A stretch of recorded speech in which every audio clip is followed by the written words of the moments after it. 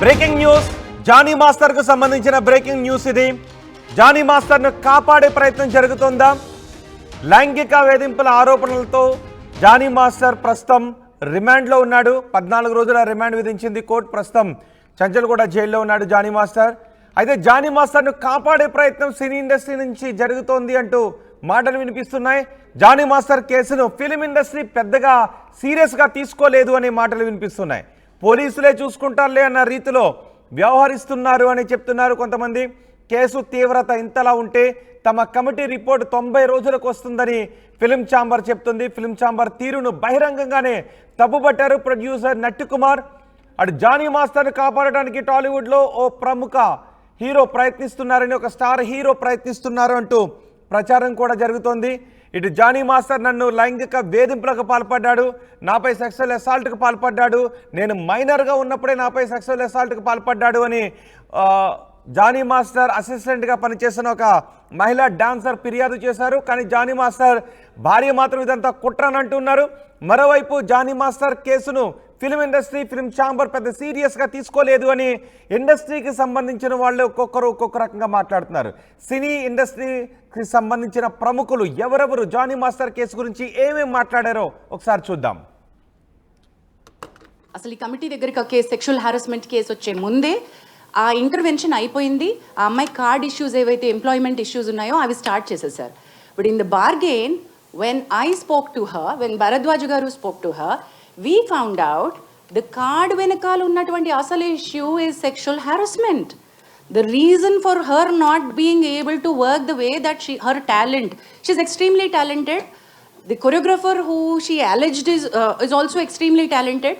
Both of them were working under she was working under him, but the problem came with the sexual harassment. అది మనకు తెలిసినప్పుడు you have to come to us, we are here as a panel అని చెప్పి we started the excuse me, thank you. So ఈ sexual harassment panel, redressal ప్యానల్కి case రావడం జరిగింది. And we've constituted the committee. ఆ కమిటీకి చైర్పర్సన్గా నేనున్నాను. సార్ ఇప్పుడు ఒకసారి పరిచయం చేసినటువంటి మెంబర్స్లో we have constituted, you be able to, thank you. So ఈ కమిటీ ఏం చేసింది అంటే వీ హెవ్ స్టార్ట్, తన ఫస్ట్ స్టేట్మెంట్ రికార్డ్ చేసుకున్నాం. ఈ 2 వీక్స్లో లాస్ట్ వీక్లో మన కొరియోగ్రఫర్ హూ షీ అలెజ్డ్ ఆయన స్టేట్మెంట్ కూడా మేము రికార్డ్ చేసుకున్నాం. బట్ ఆవిడ స్టేట్మెంట్ రికార్డ్ చేసుకుంటున్న క్రమంలో we have understood the case is not just a sexual harassment at work place. It is more serious. మా పరిధిలో మేం చేయగలిగినటువంటి రిలీఫ్ ఏమైతే అమ్మాయికి ఇవ్వగలమో అది కొద్ది పరిధి మాత్రమే. The case is more serious, this case is more grievous because she was a minor at the point in time, because it continued for a longer period under the name of work, under the name of preferential treatment at work. So it required a different kind of mechanism, legal support ammaiki avasaram. Thereby the committees, maaku telusu, it's not that we don't know that the police case is happening. The committee knows. And మేము because we are legally ఇంతనే మాకు ఉంది structure కాబట్టి భూమిక help line ద్వారా the female choreographer has approach the police. And police స్టేషన్లో ఎప్పుడైతే ఎఫ్ఐఆర్ని మనం పట్టుకున్నామో ఆ ఎఫ్ఐఆర్ కాపీని పట్టుకుని ఇప్పుడు మీరు నిన్న అడిగారు మీడియాకి ఓవర్ నైట్ వస్తుంది, గబక్కున వచ్చిన స్టోరీని వచ్చినట్టుగా ప్రిపేర్ చేస్తారు, వేసేస్తారు అని సార్ మీరు అన్నారు. We agree that, sir, that every story is a hot story and every media would want to put it up. We will all agree to that. While we are requesting that you should publicize this, you should take it forward. I appreciate the media who has been in support to the girl, but simultaneously we've noticed నిన్న దాము గారు chamber తరపున issue చేయడానికి press note issue ఎందుకు చేశారంటే there are many media which have insensitively put out the girls picture. మీకు media guidelines కావాలంటే మేము ఇవ్వగలం, బట్ మేము ఇవ్వాల్సినటువంటి పని లేదు. I understand you're all learned media journalist and respected, చాలా ఏళ్ల నుంచి మీరు ఉన్నారు కాబట్టి all the media houses know how a rape sexual assault case needs to be highlighted. అది అంటే యూనియన్లో గొడవలు అండ్ ఇంకా వైసీపీ నుంచి కూడా ప్లాన్ చేసి లాక్ చేశారు అనే కామెంట్స్ కూడా వినిపిస్తున్నాయి. ఇందులో నిజం ఉందంట? అవన్నీ ఉండవండి. పొలిటికల్ పార్టీలు కూడా మనకి సంబంధం లేదు. జరిగేవి మనకు తెలిసినయే కదా. కొన్ని ఎప్పటి నుంచో ఇటువంటి కంప్లైంట్లు ఉన్నాయి. ఇళ్ళ మీద కాదు, ఈ పర్టికులర్ కేసు కాదు, ఇటువంటి కంప్లైంట్లు చాలా రోజుల నుంచి చాలా ఉన్నాయి. బయటకు వచ్చినాయి కొన్ని రాలేదు. సో ఇప్పుడు వచ్చింది కాబట్టి ఇది మాట్లాడుతున్నాం. అప్పుడు లేదు కదా, వైసీపీ అప్పుడు ఉందా? లేదు కదా. ప్రూవ్ అయితే ఇప్పుడు ఎటువంటి డెసిషన్ తీసుకుంటారు కమిటీ నుంచి? సివియర్గా ఉంటుందండి యాక్షన్. ఏముంటుందనేది నేను చెప్పలేను, కానీ it will be very serious. మన పరిధిలో ఎంతవరకు ఉందో అంతవరకు చేయగలం. అంటే తను ఒక star choreographer, national award winning, అన్ని లాంగ్వేజ్లో కూడా స్టార్ కొరియోగ్రాఫర్గా ఉన్నారు. తన కెరియర్ ఎలా ఉంటుంది ఒకవేళ ప్రూవ్ అయితే? బాంబేలో ఏమైందో చూశారు కదా. బాంబేలో ఏమైంది, మీటూ అప్పుడు ఆ పెద్ద వాళ్ళ సినిమాలు ఆగిపోయినాయి. అంతే అవుతుంది, అంతే జరుగుతుంది. ఇక్కడ కూడా ఈ హెరాస్మెంట్స్ అనేవి, కాస్టింగ్ కౌచ్ ఎక్కువగా ఉంది. దానికి సంబంధించి సమంత కూడా పోస్ట్ చేశారు. హేమా కమిటీని ఇక్కడ స్వాగతిస్తున్నాం అని చెప్పేసి, హేమా కమిటీని ఇక్కడ ఎందుకు ఇంప్లిమెంట్ సరిగా చేయట్లేదు అని చెప్పేసి కామెంట్ చేశారు. ఏమంటారు? హేమా కమిటీ అంటే జడ్జిని వేసి చేసుకున్నారు, కమిటీ వేశారు. ఇక్కడ ఒక కమిటీ, హై లెవెల్ కమిటీ ఒకటి ఉండింది. అది రిపోర్ట్ రావాలి, వస్తుంది, ఆల్రెడీ ఉంది.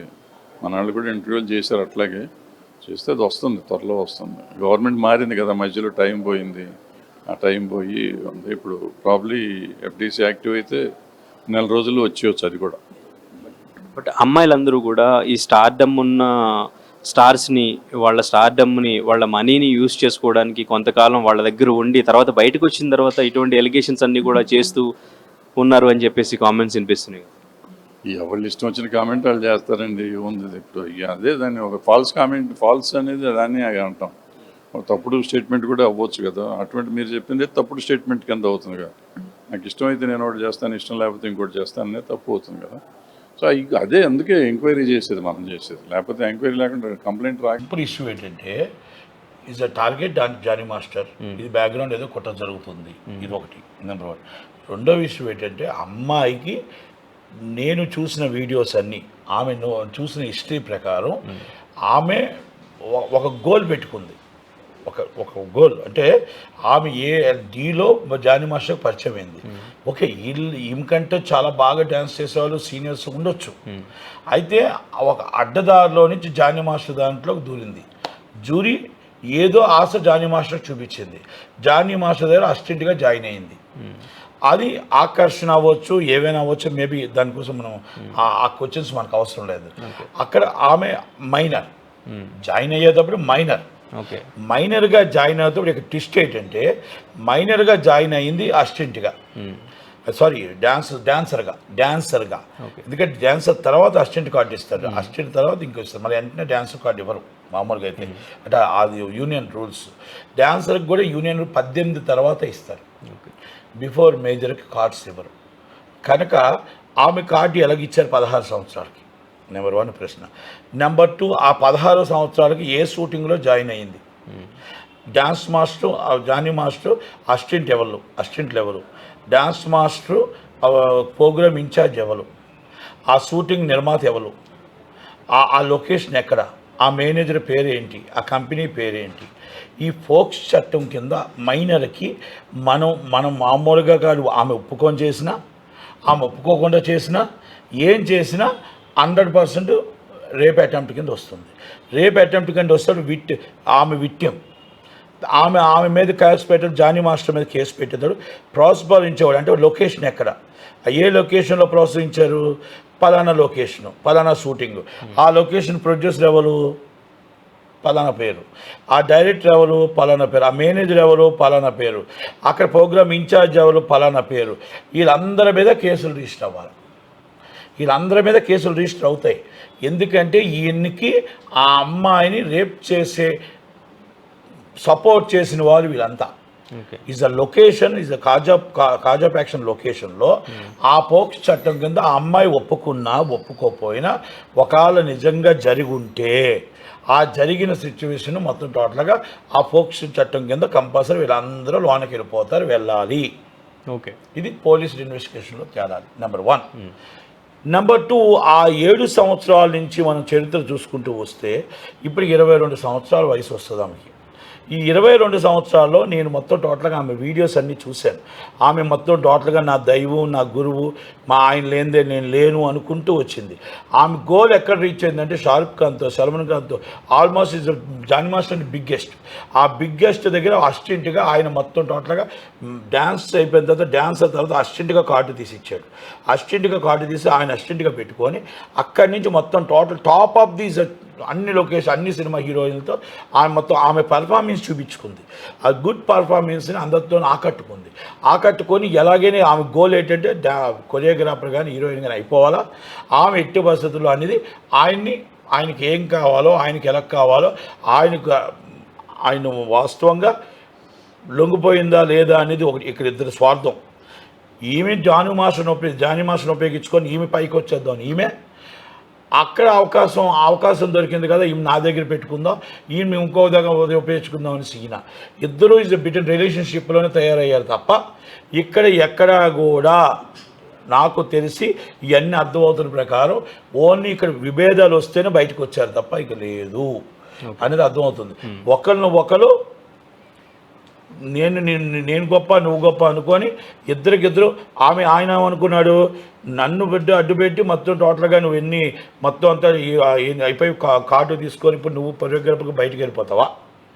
బయటికి వెళ్తే ఎలా చేస్తావు? నువ్వు నాకే దక్కాలి, నాకే ఉండాలి అనేది ఆయన వర్షన్ అయి ఉండొచ్చు. అది బెదిరిస్తే ఆమె కంప్లైంట్ ఇప్పుడు ఇవ్వచ్చు మేబీ. ఈమె వర్షన్ ఏంటి? నీతో నాకు పని అయిపోయింది, నేను ఆల్రెడీ నాకు టాప్ హీరోయిన్స్తో నాకు ఆల్రెడీ వస్తుంది, నేను బెస్ట్ కొరియోగ్రాఫర్గా, నేను పర్ఫార్మెన్స్గా నేను ఆల్రెడీ వెల్ నోటెడ్ అయిపోతున్నాను కాబట్టి నా గోల్ నేను టాప్లోకి వెళ్ళిపోవాలి, నీతో నాకు అవసరం లేదు అని విభేదించి ఉంటుంది. అక్కడ వీళ్ళకి గొడవలు స్టార్ట్ అయ్యి అక్కడి నుంచి సుకుమార్ గారి దగ్గర చెప్పడం జరిగింది. సుకుమార్ గారు మీకు సపోర్ట్ చేయడం జరిగింది. ఆయన సపోర్టెడ్ ఇది ఛాంబర్ చెప్పడం జరిగింది. ఛాంబర్ వారు 15 రోజుల్లో మొత్తం టోటల్గా ఎంక్వైరీ చేయడం జరిగింది. ఎంక్వైరీ చేసి తప్పు నిర్ధారించేసి ఆల్రెడీ పోలీస్ స్టేషన్కి పంపించడం జరిగింది. పోలీసు వారు ఆటోమేటిక్గా చట్టం అన్నీ చూసుకొని స్టేట్మెంట్ రికార్డ్ చేసుకొని కేసు పెట్టడం జరిగింది. అక్కడ ఛాంబర్ వారు ఒక తప్పు చేశారు. ఆ కమిటీ ఏం చేసిందంటే ఎంక్వైరీ చేసేటప్పుడు కమిటీ రిపోర్ట్ ఏదైతే ఛాంబరు అసలు 16లో పోక్స్ చట్టం ఎప్పుడైతే పెట్టారో మనకి ఇచ్చిన కంప్లైంట్లో ఏ లొకేషన్ ఇచ్చారు, ఏ సినిమా లొకేషన్ ఇచ్చారు, డ్యాన్సర్ కార్డు ఎవరు ఇప్పించారు, అసలు ప్రోగ్రామ్ ఇన్ఛార్జ్ ఎవరు, ఆ షూటింగ్ లొకేషన్లో డైరెక్టర్ ఎవరు, అసలు ఎంతమంది ఉన్నారు, ఎంతమంది ఉంటుండగా అక్కడ అత్యాచారం జరిగింది మైనర్గా, లేకపోతే హోటల్లో జరిగిందా, లేకపోతే ఇంట్లో జరిగిందా, ఇవన్నీ ముందు మనం ఛాంబర్లో ఒక ఇన్వెస్టిగేషన్ చేసుకోవాలి. ఆ అమ్మాయి 7 సంవత్సరాల నుంచి ఆ వీడియోలు చూసుకోవాలి. అసలు ఆ వీడియోలు చూసుకొని ఇద్దరికి కలిపి ఒక అమ్మాయి మొత్తం టోటల్గా 7 సంవత్సరాల నుంచి ఇబ్బంది పడుతూ ఉంటే ఈరోజు మొత్తం టోటల్గా మనం అన్నీ చూస్తే అన్ని బెస్ట్ పర్ఫార్మెన్స్ అన్నీ కూడా చేసుకుంటూ టాప్ గోల్లోకి వెళ్ళింది తప్ప ఎక్కడా కూడా ఆమె ఇబ్బంది పడుతున్న దాఖలాలు కనబడట్లేదు. భయపిస్తే భయపడుతూ చేసే అవకాశం అయితే నాకు కనబడట్లేదు.